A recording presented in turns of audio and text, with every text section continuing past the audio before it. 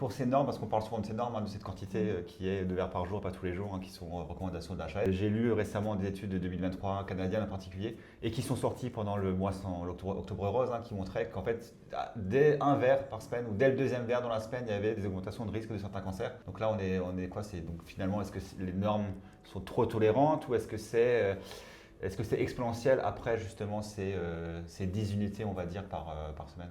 Je pense qu'il y a vraiment une pression déjà commerciale et un lobby autour de l'alcool, ça c'est indéniable.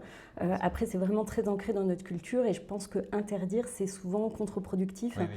Donc je crois que le message de santé préfère être dans la prévention du risque aujourd'hui plutôt que dans l'interdiction totale. Et il y a eu certaines expériences d'interdiction totale de l'alcool qui ont été au contraire vraiment contre-productives parce que ça entraîne des comportements de compensation derrière, etc. Et plus on interdit quelque chose, et plus on le rend désirable. Il y a eu un mécanisme un peu de réactance en fait. Dès qu'on se sent privé de notre liberté, on a envie de la récupérer.